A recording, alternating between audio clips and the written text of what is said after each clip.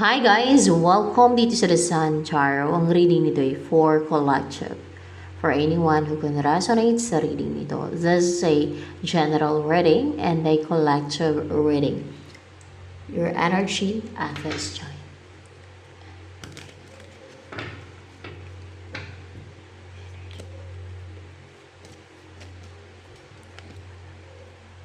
You are defensive. Maybe towards your person, nare-resist mo yung connection nyo or protective ka sa energy mo, ganoon. O kung meron kang person, maaaring defensive ka sa kanya o sa ex mo. Bakit ka defensive? Bakit ganyan yung energy mo? Bakit ka defensive? Dahil ayaw mong maging emosyonal. Ayaw mong manghinayang. Ayaw mong maging malungkot. Ayaw mong dumanas ng emotional turmoil. O ito na yung dinadanas mo ngayon. Ito ba yung dinadanas mo ngayon? Hindi. Dahil ayaw mong danasin to. Pero yun na ba yung naranasan mo in the past? Hindi. Lately. Yan ba ang dinanas mo lately? Magkaiba yun na, hindi.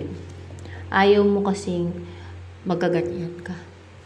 Yung maging emotional, maging malungkot, ayaw mo mag-grief dahil sa nawala sa'yo, dahil sa basta ayaw mag-grief. Ayaw mong mahinayang, ayaw mong magdusa emotionally, mentally. Ayaw mong masaktan, ayaw mong mahirapan, ayaw mong maging yung magdadanasan ng emotional turmoil talaga, guys. Ano pang in-embody mo energy ngayon? You're not happy. Hindi ka masaya. You're not bold and daring. Parang walang positivity sa ngayon. Or maybe kulang ka sa energy right now. Or vitality. Or yung pagiging active pa. Parang hindi ka masiyahin. Hindi ka nagiging active ngayon. Para bang nagiging pessimistic ka din.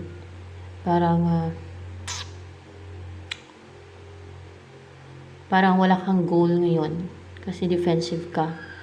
Bakit hindi ka masiyahin ngayon? Anong dahilan? Or hindi ka ganun ka positive? Dahil defensive ka. Dahil tinataas mo yung wall mo. Dahil guarded ka. Kasi dahil may phobia ka ba? May phobia ka? Wala naman. May trauma ka ba? Wala naman. Na-intimidate ka? Na-intimidate ka. Dahil sa confidence na nakikita mo sa person mo, dahil o sa ibang tao, o maybe sa person mo din, no? Na yun na nakikita mo sa kanya na independent siya, that person can live comfortably and stable and feeling secured, comfortable sa buhay niya, not only in material, no, but sa buhay niya na hindi siya nalulungkot, hindi siya nakikita mo na hindi siya bombarded, mga ganun ba, na stable siya and okay siya, contented siya sa buhay niya, komportable siya, comfortable kahit na wala yung ibang tao sa buhay niya, kahit wala ka sa buhay niya, ganon. So independent person. That's why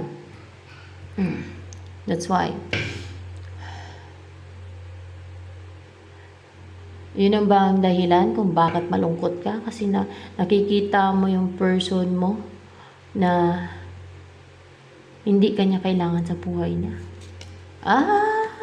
That's why.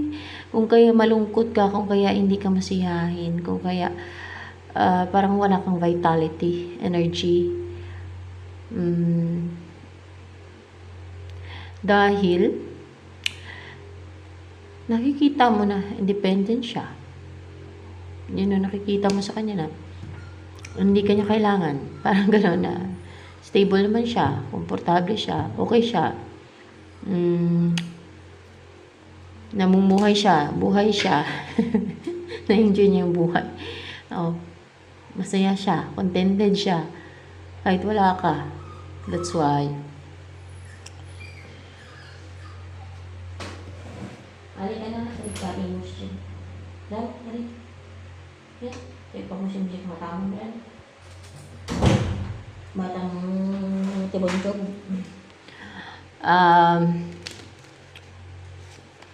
Uy, the lover's card, lumabas. Wala pang tinanong, lumabas lang. May pag-asa ba sa inyo ng person mo na yun? Na, ano ba yun? Ex mo ba yan? Yung person mo? Na defensive ka sa kanya? Ex mo ba yan siya? Pwede. Upright ba to?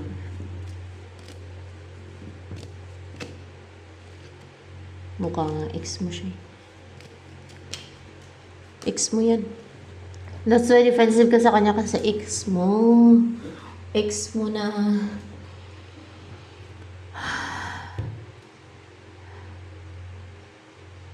Parang naging toxic. O may nanggulo. Magulo yung isipan niya sa time. Siguro kaya naghiwalay kayo. May evil influences, baka kinukulam siya noon, kung kaya naghiwalay kayo, o baka may demonyo ng hahan sa isipan niya, may na-influence sa kanya, may sapi, o no? O, the shadow side.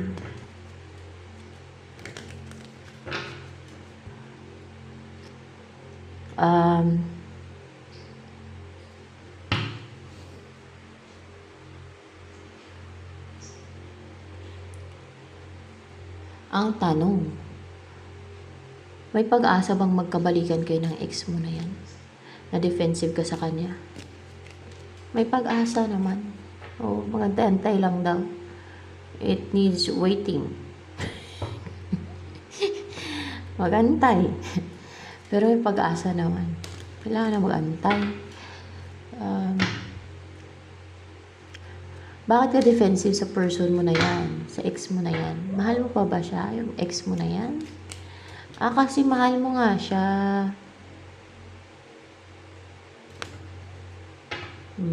Mahal mo siya. That's why.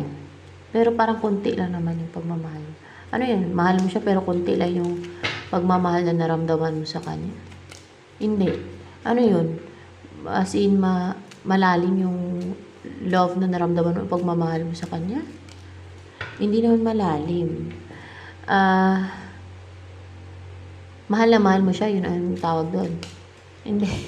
Mahal mo lang siguro siya. Or, na-in love ka sa kanya. Oo, na-in love ka sa kanya. To the point na gusto mo siyang mapangasawa. Oh, to the point na gusto mo siyang mapangasawa. Na-in love ka sa kanya to the point na gusto mo siyang mapangasawa. Sa kabila ng mga nangyari sa inyo, ganun. Sa kabila ng defensive ka, kaya nga defensive ka kasi mahal mo siya, na-in love ka sa kanya. Alam mo masasaktan ka kung hindi mo poprotektahan yung puso mo. Alam mo masasaktan ka kung hindi ka maglalagay ng defense. Alam mo magdusa ka, lalo emotionally, na madadanas ka ng emotional turmoil, mag-grief ka kung hindi mo didepensan yung sarili mo. Yan ang rason. Tama ba? Yan nga daw.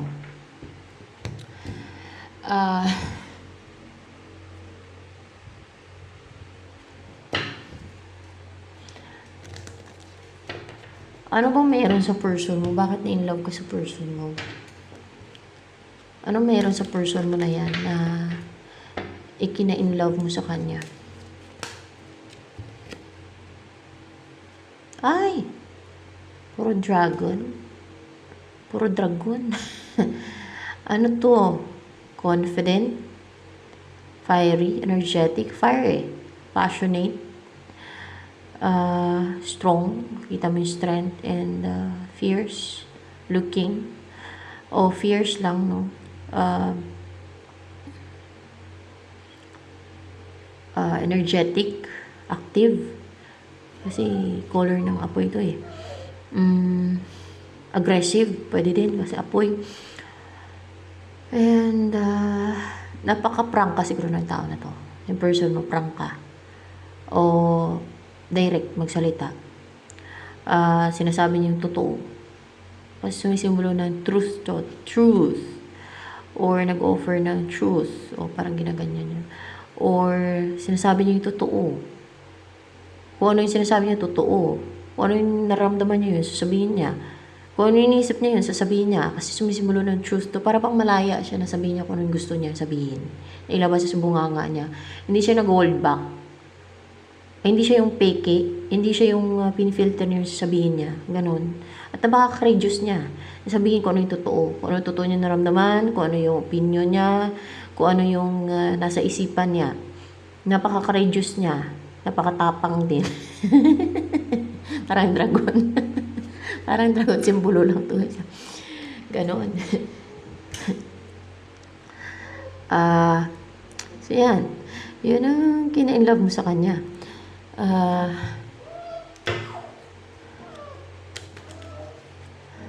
Ano yung energy ng person mo na yan? Kasi may pag-asa pa naman daw. Kasi mag-antay. Mag-antay ka. Mag-antay kayo. Ganon. Destiny mo ba yan? Yung person na yan na defensive ka sa kanya. Destiny mo ba siya? Destiny mo daw siya. Ay, it's your destiny. Kaya may pag-asa. Sa kabila ng hiwalay na kayo, may pag-asa. Kasi destiny mo pala yan. Oh, kaya wala imposible na magkabalikan kayo. Walang imposible na maging kayo. Walang imposible na makuha mo siya. Oh, you have all the tools to get what you want, to get that person, to have that person in your life. You are capable and you have the right kasi destiny mo naman yan eh. Maliban ako hindi mo destiny ay parang malabo, no? Lalo kang ex mo na. Pero destiny mo siya. Kaya you have the right. You have right, no? Sa kanya. Kasi destiny mo siya eh. You will end up together pag mga ganun. Pag destiny mo siya. Kasi kapalaran mo siya. Nakatadhana kayo sa isa't isa. Kahit na may karelasyon pa kayo yung person mo, may karelasyon ka man, ay walang masama kung magsama kayo. Kung you will end up together kasi dinestin kayo ng langit yan. Langit, of course, yung God ang nag-destin sa inyo. At the right time. Kasi mukhang mag-antay ka. May pag-antay. Kasi 3 of Wands. Baka saglit lang naman yan tayo. Ano baby ko? Bakit? Ano bitus ko? Diyan ka lang.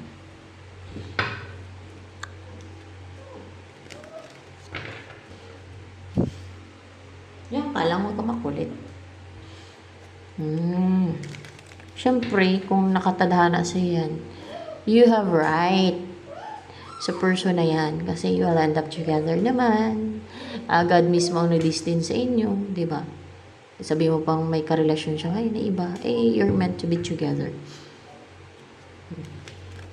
Walang masama doon kasi God mismo ang nag-destin sa inyo. Walang, kahit may mag-question pa, kahit sabihin nila, ay, masama, ganito, ganyan. Kasi may karelasyon ka, ganito, ganyan. Eh, nakadestin kayong dalawa eh.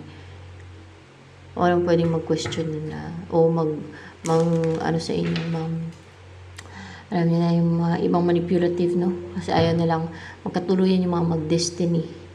Kasi nainggit ba? Nainggit sila. Ay, nako, na-insecure. Kasi sila wala Wala pa, hindi pa dumating yung kanila. Oh. Kaya hanggat maaari, daanin nila sa manipulation, o gagawa nila ng witchcraft yung iba, o para hindi magkatuluyan daw, destiny yan eh. So, mukhang mag-antay-antay ka kasi baka hindi pa divine timing, may divine timing sa inyong dalawa, ganun. O kaya merong 3 of Wands. Yun lang. Ano ba yan? Matagal ba yung antayin mo bago kayo magkasama ng destiny mo? Matagal yung antayin mo.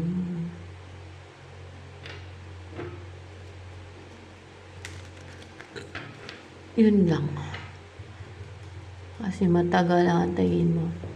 Pero excited ka na ba na magsama kayo ng person na yan? Na nakadestined sa'yo? Excited ka ba? Na magkatuluyan na kayong dalawa, na magsama kayo. Excited ka na eh.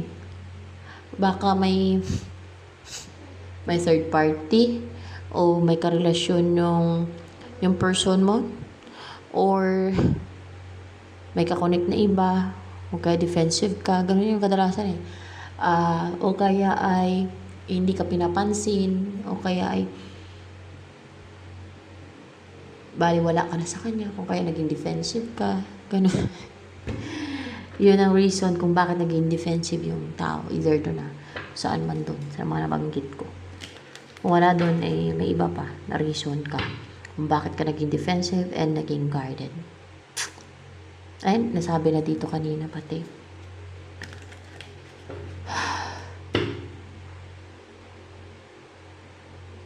Ano ang mangyayari sa inyo next ng person mo na yan? Mukhang matagal-tagal pa yung antayin mo bago kayo ma-unite. May magcha-travel. May travel na mangyayari sa inyo o sa'yo. Pwede ikaw pupunta sa kanya or siya ang pupunta sa'yo or may plano ka o plano niya o plano niyo na magsasucceed, matutuloy. Ganun. Na maging brave. Kung sino man itong may plano sa inyo na puntahan yung isa na puntahan yung isa na o kaya kausapin yung isa. Oo, nakausapin yung isa, pati ay matutuluyan. Dapat, kaso na may divine timing ata yan, nakadestined eh. Pero, tulad ng divine timing, mas okay na yung may contact kayo, communication, para mas makagaanan nyo ng loob yung isa't isa, mawala yung mga yung trust issues nyo sa isa't isa. May nakaraan kayong dalawa. Mas maganda yung may communication na kayo. Malapit na yung loob nyo sa isa't isa, di ba? Pero, only God knows kung anong mangyayari sa inyo. Kasi parang dumadaan kayo sa divine plan eh. Saan mo iyak ang ba ako? Iyak-iyak.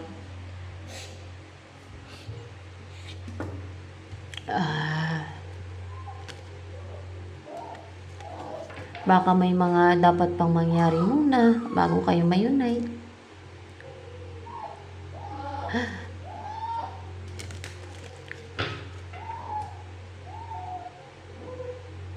Mahal ka pa ba ng person mo na yan na nakadistance sa'yo? Oh yes, mahal ka niya. Mahal ka pa niya. May lugar ka sa puso niya. Mahal ka pa niya. Ano yun pag nagsama kayong dalawa, magkakaanak kayo agad? Oo, magkakaanak kayo agad pag nagsama kayo. At mukhang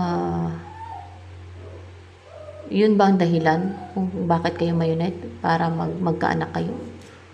Hindi naman. Pero magkakaanak kayo agad.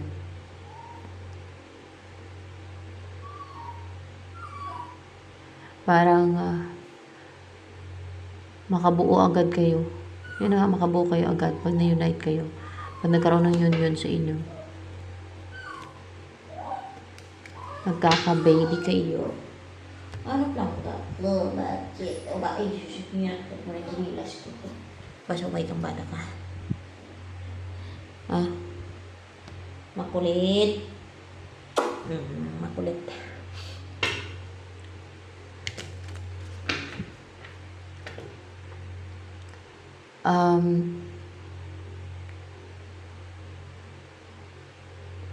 Yung person mo ba na yan na nakadistance sa excited na magsama kayo? O, excited din siya na magsama kayong dalawa. Kasi, malungkot siya, matamlay siya na malungkot. Hindi siya kontento. Hindi siya satisfied. Hindi siya fulfilled. Pag wala ka sa buhay niya. Ikaw yung hinanap-hanap niyan. Namimiss ka niyan.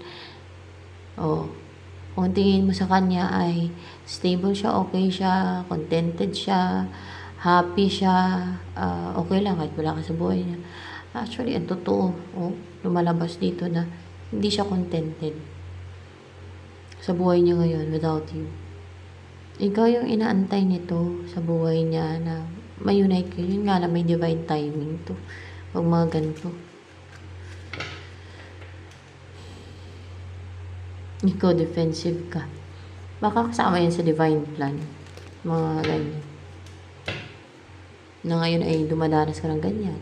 Yan ang experience mo. Yung naging defensive ka. Ganon. Ano bang magiging buhay niyo ng person mo na yun? Pag nagsama kayong dalawa. It's not my family. Bakit titira kayo sa lugar na may maraming bear? O may bear. O mag-alaga kayo ng bear. At maging masaya kayo together. Kung yung person mo ngayon ay parang malungkot. Or hindi contented sa buhay niya. Pag nagsama kayo na panay ngiti-ngiti. Siguro. Napaka-positive niya. Napaka-light ng pakiramdam niya. As in, happy siya. Pareho kayong dalawa na in love sa isa't isa. Na masaya. Masayahin. Dahil kasama niyo yung isa't isa. You will feel fulfilled, contented, satisfied, and truly happy. Yung maramdaman niyo yung pure happiness, true happiness. Dahil kapili niyo yung isa't isa. And of course, with the number 15 here, na, 6 numerology, full of love, and harmony. Maging harmonious and there's balance. Yung relationship ninyo ay harmonious. There's harmony and there's balance sa relationship ninyo. Sa pagsasama ninyo. Parang ang gaan lang. Pati yung pakitungo ninyo sa isa't isa. So, natural and magaan lang.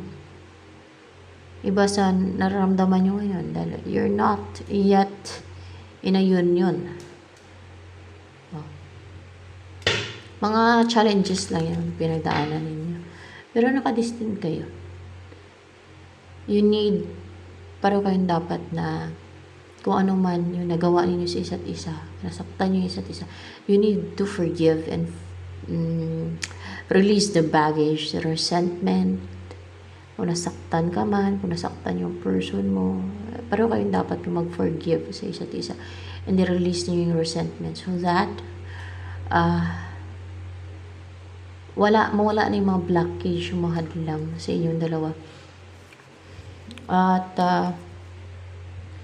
you need to be decisive and persevering. Kasi pag gusto mo, may paraan. Pag ayaw, may dahilan. Ganun yun eh. Pag hindi ka ganun kaprosigido, madami kang dahilan. Ganun. Pero kung gusto mo talaga, ay gagawa ka ng paraan. Meron yun eh.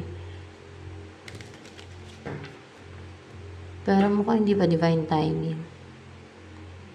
Tagal-tagal pa antayin mo. Pero kung nagkaroon na ng communication sa inyo, pag-uusap, na magsimula doon, no? Na parang kumustahan lang, mga ganun. Bago mag-divine timing, at least gumaan ang loob nyo sa isa't isa. Message ng angels for you. It's not my family in your head, in your head.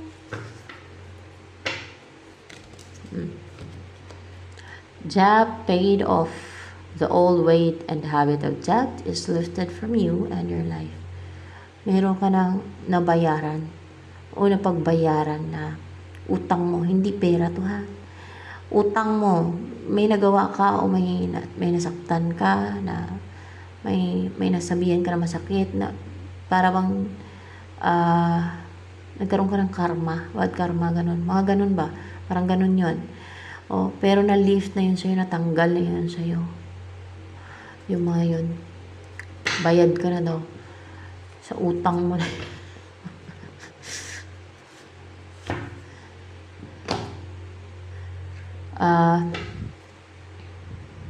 Ano pa ang magiging buhay ninyo?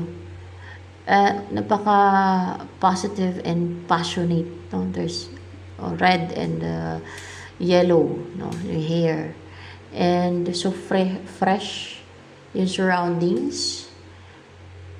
Makatitira kayo malapit sa nature, sa gubat, mapuno yung paligid ninyo. Mas maganda yun, guys. Nakaka-refresh yun, nakaka-rejuvenate ang pakiramdam.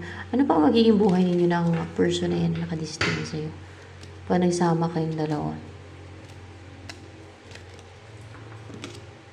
A book, wealthy life, complete life. Parang 10 of Pentacles din to, kasi 10 of coins or 10 of diamonds, no?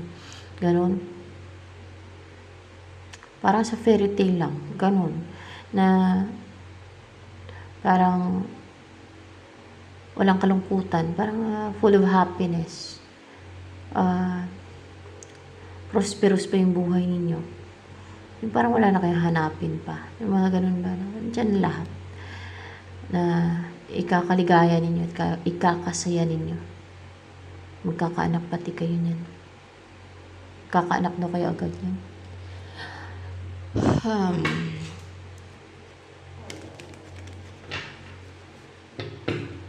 Lalo na mukhang miss ninyo yung isa't isa. Magkakaanak kayo. Lang ba? Sige na, step na. Reklamador tong tuta.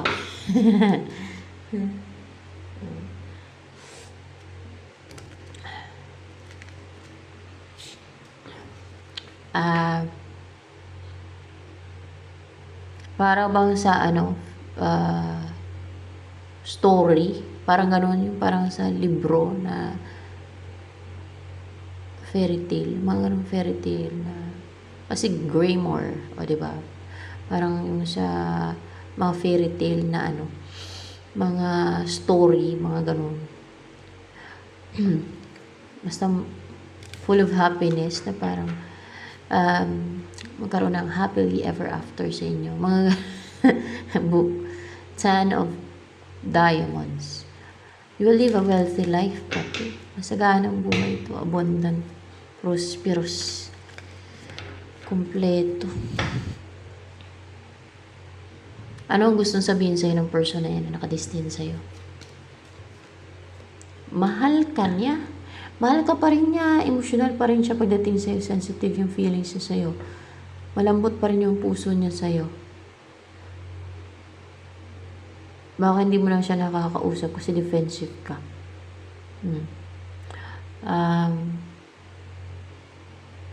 Pero kung magkaroon ng communication sa inyo, na kasi direct pati yung person mo yung nagustuhan mo sa kanya.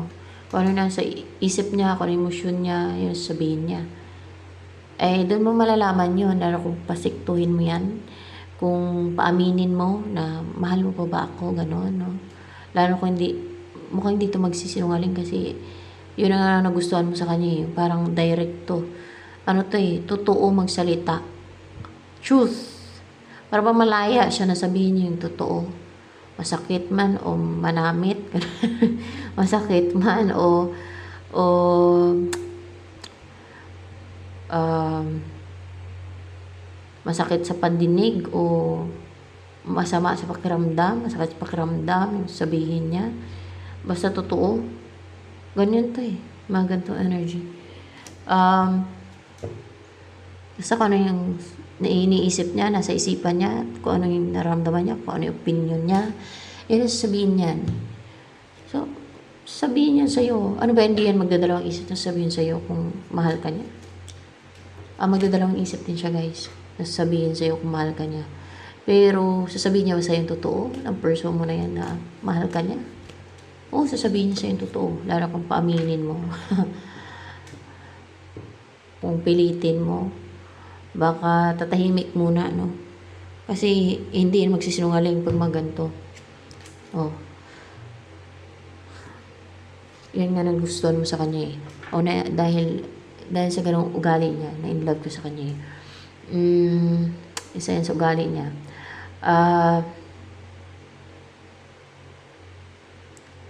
Pag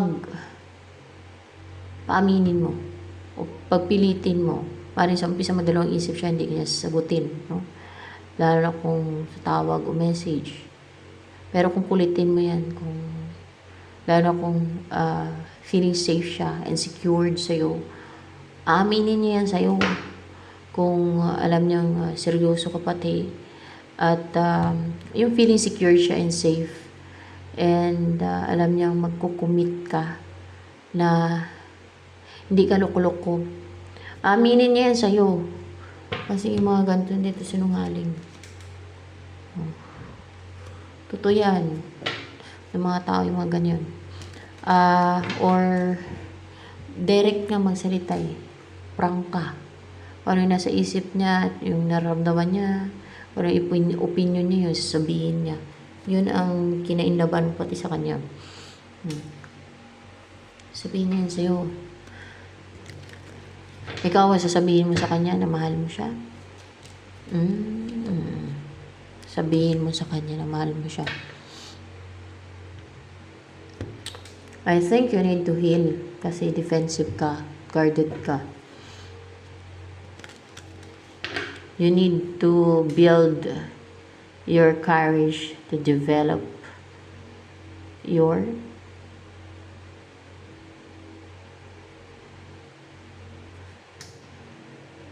confidence. You need to be more confident. You need have a lot of courage. Ito walang problema tong person mo for sure. Matapang and courageous to.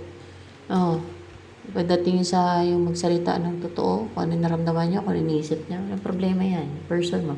Ikaw tong kailangan mo maging confident. Kailangan mo ng courage. Kailangan mo maging brave. Kung kaya defensive and guarded yung isang tao kasi, lalo sa relationship sa love life, kasi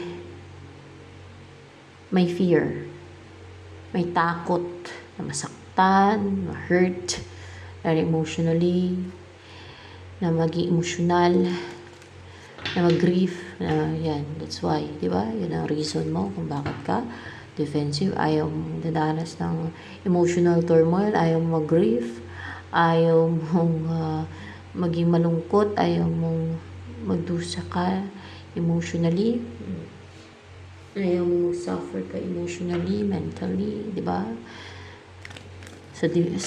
Ayaw mo depress, ayaw mo dadanas ng panghinayang, nag-regrets, mga ganon.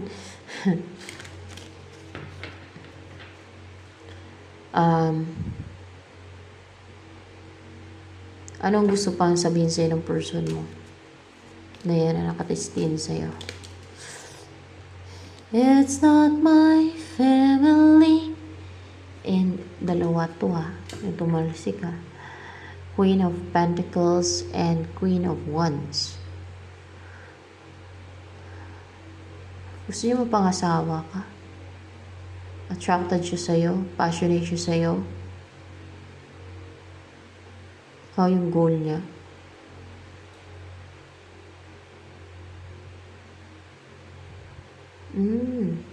Nakaka-catch mo yung attention niya. Ikaw yung gusto niya mapangasawa. May option yan. Ikaw yung gusto niya mapangasawa. Ikaw yung gusto niyang makasama. Oh. The Wheel of the Year and the Hermit. Pero kinikip niya lang yung sarili niya. Hindi niya yung sinasabi sa'yo o kahit kanino. Ikaw yung gusto niya makatuluyan. Na you will end up together. Ikaw yung gusto niya maging destiny. Na ikaw yung kapalaran niya. Gano'n, naswertein siya. Ikaw yung pangasawa niya. Pero kinikip niya lang yung sarili niya. Hindi niya sinasabi yun sa iba. Siguro nahiya yan. Nahiya yan siya. So ito na lang guys for collective reading.